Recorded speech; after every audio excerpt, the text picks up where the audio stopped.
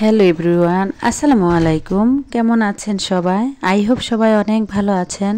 আলহামদুলিল্লাহ, আমিও আমার পরিবার পরিজন নিয়ে ভালো আছি। এই তো প্রতিদিনের মতো আরও একটি নতুন ব্লগ নিয়ে এসেছি আপনাদের মাঝে।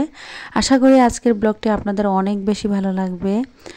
একা হাতে কিভাবে ছোট বাচ্চা নিয়ে স্টেপ বাই স্টেপ আমি আমার সংসারের কাজগুলো করে থাকি, আজকে তাই আপনাদের মাঝে শেয়ার করব।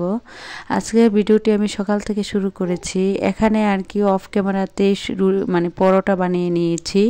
আর যেহেতু এখন সকালবেলা আর কি ঘুম থেকে উঠতে হয়, সকালে ফজর নামাজ পড়ে একটু কোরআন তিলাওয়াত করলে কোরআন তিলাওয়াত করি যদি সময় থাকে, কারণ আমার ছেলের স্কুল কিন্তু 7টা থেকে শুরু হয়ে যায়, মর্নিং শিফটে আর কি।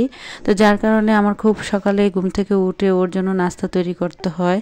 ও কিন্তু খাবার খেয়ে যায় না, সব সময় তাকে আর কি বেশিরভাগ সময় আর কি টিফিন দিয়ে দিতে হয়। দেখা গিয়েছে অত সকালবেলা আর কি ও খাবারটা খেতে পারে না, যার কারণে তাকে আর কি আমি টিফিনে দিয়ে দিই। তো এখানে আর কি পরোটা তৈরি করে নিচ্ছিলাম, আর এখানে ডিম ভাজি করে নিচ্ছি, কারণ তাকে এখন আর কি টিফিনটা দিয়ে দেব। তারপরে আমি আর আমার মেয়ে মিলে আর কি পরে নাস্তা করে নেব। আর আমার ছোট ছেলে তো মাদ্রাসায় থাকে, ও সকালের খাবারটা মাদ্রাসা থেকে খাওয়ানো হয়, আর দুপুরবেলা আর রাতের বেলার খাবারটা আর কি আমি নিয়ে দিয়ে আসি। আমি কিভাবে একটা ছোট বাচ্চা নিয়ে একা হাতে স্টেপ বাই স্টেপ সংসারের কাজগুলো করে থাকি, সেগুলোই আজকে আপনাদের মাঝে শেয়ার করব। তা আমার ছেলে কিন্তু অলরেডি টিফিন দিয়ে দিয়েছে, ও রেডি হয়ে স্কুলে চলে গিয়েছে। এখন কিন্তু আমি আর আমার মেয়ে মিলে আর কি সকালের নাস্তা খেয়ে নেব। ভিডিওর এই পর্যায়ে এসে যে সকল প্রিয় আপু এবং ভাইয়ারা আমার ভিডিওটি দেখছেন, প্লিজ ভিডিওটিতে একটি লাইক দিয়ে দেবেন, এবং যারা আজকে চ্যানেলে নতুন জয়েন হয়েছেন চাইলে চ্যানেলটি সাবস্ক্রাইব করে পাশেই থেকে যাবেন। পাশে থাকা বেল বাটনের অল অপশনটি প্রেস করে দেবেন, যাতে করে আমি কোনো নতুন ভিডিও ছাড়ার সাথে সাথে আপনার কাছে নোটিফিকেশন চলে যায়, আপনি আপনার সময় ও সুযোগ করে দেখে নিতে পারবেন। সকালে নাস্তা খেয়ে তারপরে টেবিলটা একটু গুছিয়ে নিচ্ছিলাম। আর কি বলবো, ফুল তো সবারই বেশি পছন্দ, জানি না কার কার ফুল পছন্দ, তবে আমার কিন্তু ফুল অনেক বেশি পছন্দের একটা জিনিস। আর ফুলকে ভালোবাসে না পৃথিবীতে এমন মানুষ মনে হয় খুবই কম পাওয়া যাবে। তো এই যে ফুলগুলো দেখছেন, এই ফুলগুলো কিন্তু আমার খুবই একটা পছন্দের ফুল। আর এগুলা কিন্তু আমি যখন বাণিজ্য মেলায় গিয়েছিলাম তখন আর কি 30 টাকা 40 টাকা পিস করে এরকম করে আর কি একটা ফুলের স্টিক কিনে এনেছিলাম। প্রতি পিস 30 টাকা 40 টাকা করে ছিল আর কি। আর ফুলকে ভালোবাসে না পৃথিবীতে এমন মানুষ খুবই কম দেখা যাবে। আমি কিন্তু ফুলকে অনেক বেশি ভালোবাসি, বা ফুল লাভার বললেই চলে। আমার বাসার কিন্তু বেশিরভাগ জায়গায় দেখতে পাবেন ফুল আর ফুল। আমি কিন্তু ফুল দিয়ে পুরো বাসাকে সাজিয়ে রেখেছি। আমার কাছে কেন জানি ফুল দিয়ে সব কিছু গুছাতে সাজাতে অনেক বেশি ভালো লাগে। তো এদিক দিয়ে টেবিলটা গুছিয়ে তারপরে চলে এসেছি আর কি। আজকে বিছানা চাদরটা চেঞ্জ করে দেব।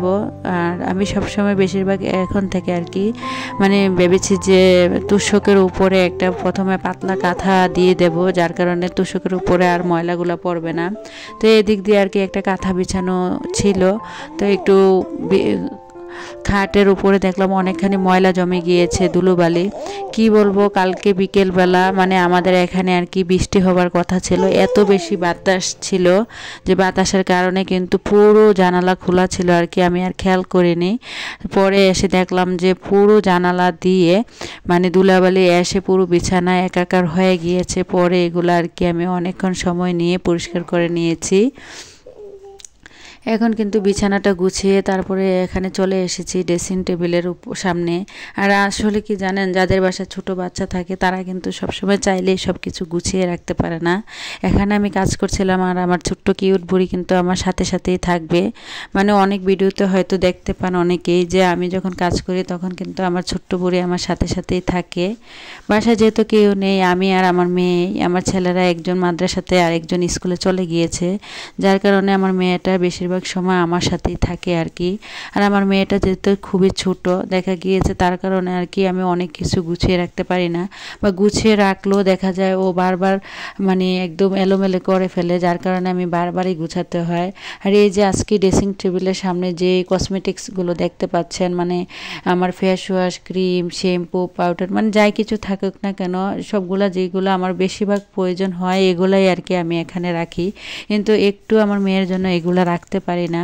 মানে ও কি করবে জানেন, নিজের হাতে নিয়ে সবগুলো খুলে খুলে একদম হাতে পায়ে মেখে ফেলবে, এবং কি অনেক সময় বিছানার উপরে চাদরের মধ্যেও কিন্তু পাউডার ক্রিম সব কিছু একদম মানে মাখিয়ে নেয়। তো এদিক দিয়ে ড্রেসিং টেবিল এবং ফ্রিজের মানে ফ্রিজটা সব কিছু পরিষ্কার করে এখানে চলে এসেছি বেসিং এরিয়াতে। আর আমি যেই বাসায় থাকি এই বাসার যে পানি মানে কি বলবো এত বেশি আয়রন, যার কারণে মানে প্রতিদিনে আমার কাছে মনে হয় যেন বেসিং এরিয়া পরিষ্কার করতে হয়, ওয়াশরুম পরিষ্কার করতে হয়। তা না হলে দেখা গিয়েছে টাইলসগুলো একদম আয়রনযুক্ত দাগ পড়ে যায় আর কি। তো এখানে আগে প্রায় 10-20 মিনিট আগে আমি কিছু পরিমাণ হারপিক আর কি দিয়ে দিয়েছিলাম, তবে হারপিকটা কেন জানি একদম মানে গলে গলে নিচে পড়ে গিয়েছে, হয়তো খেয়াল করেছেন কিনা জানি না। তারপরে হারপিক দিয়ে রাখার পরে এখানে আর কি এখন একটা যে মাজনি দিয়ে মেজে নিয়েছিলাম। এখন কিন্তু অনেকটা বেশি সাদা হয়ে গিয়েছে দেখলাম যে। তো এখন আর কি ক্লিনার দিয়ে এই যে বেসিংয়ের যে গ্লাসটা এগুলো আর কি একটু পরিষ্কার করে নিচ্ছিলাম।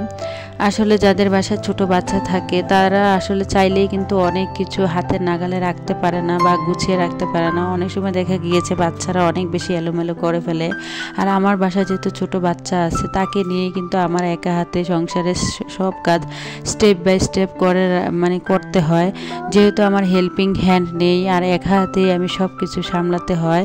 দেখা গিয়েছে ঘর থেকে শুরু করে বাহির পর্যন্ত, বাজার করা থেকে শুরু করে ব্যাংকে যাওয়া, কারেন্ট বিল দেওয়া, ছেলেদের স্কুলে যাওয়া, ছেলেদের মাদ্রাসায় যাওয়া, যেখানেই যাই না কেন বাচ্চারা অসুস্থ হলে ডাক্তারের কাছে যাওয়া, কি বলবো মানে কি একটা মানে পরিস্থিতির মধ্যে যেন আছি, মানে বলার মতো কোনো কিছুই নেই বা প্রকাশ করতে পারছি না। আসলে আমি মনে হয় একটা রোবট হয়ে গিয়েছি। আমার কাছে অনেক সময় মনে হয় এই সংসারের সব কাজকর্ম সব কিছু থেকে যেন আমি মানে অবসর নেই, এতটা বেশি খারাপ লাগে। অনেক সময় নিজের কাছে নিজের এত বেশি খারাপ লাগে, মন চায় জানেন কান্না করি। কি বলবো, সংসারের এত দিক সামলিয়ে রাখা আসলে একটা মানুষের পক্ষে অনেক বেশি কষ্টকর হয়ে যায়।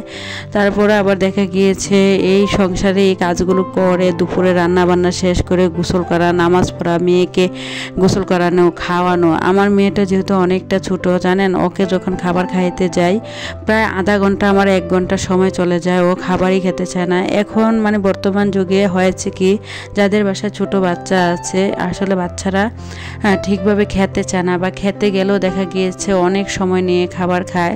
আমারও হয়েছে একই অবস্থা। তারপর মেয়েকে খাইয়ে দাইয়ে আবার কিন্তু আমার ছোট ছেলের জন্য মাদ্রাসায় খাবার নিয়ে যেতে হয়। আমার ছোট ছেলে যেহেতু মাদ্রাসায় মানে একেবারেই থাকে, ওইখানে খাবারগুলো অত বেশি ভালো না।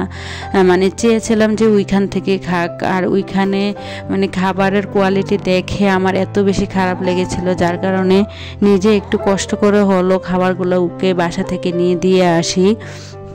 আর ওদের মাদ্রাসায় মানে অনেক বেশি স্টুডেন্টস আর কি, যার কারণে মানে মানে খাবারটা অত বেশি ভালো হয় না, রান্নাটা।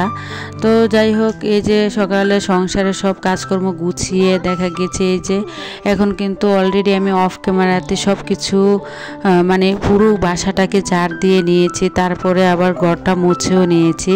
আর সব কিছু গুছানোর পরে একটু আপনাদের মাঝে শেয়ার করছি কেমন লাগছে।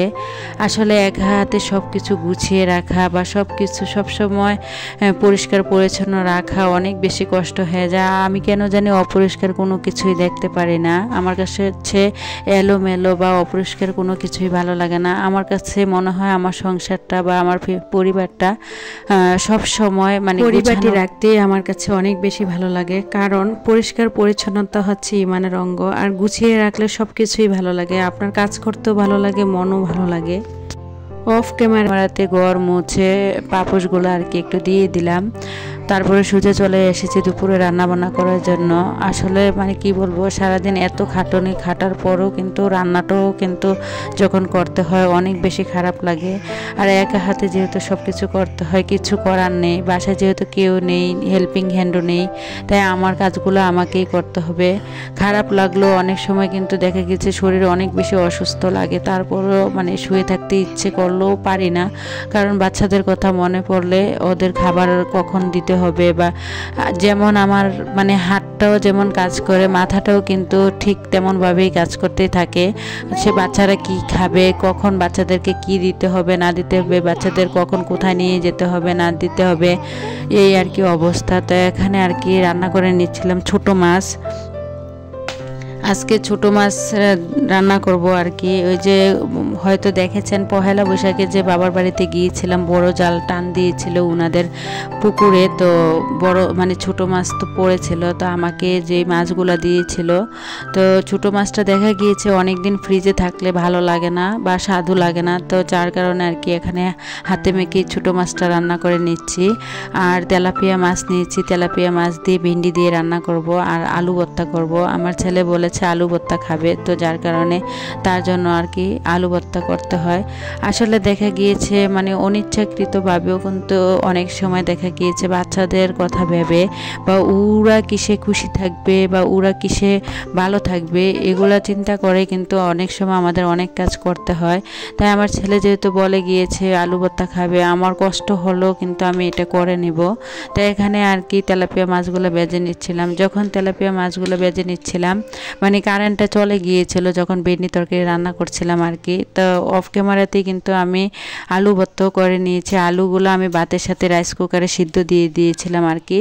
তো এখানে সব কিছু কমপ্লিট করা হয়ে গিয়েছে, গোসল করে নামাজ পড়ে ছেলের জন্য আর কি খাবার নিয়ে যাব। তো ভিডিওটা এই পর্যন্ত, সবাই ভালো থাকবেন, খুদা হাফেজ, আসসালামু আলাইকুম।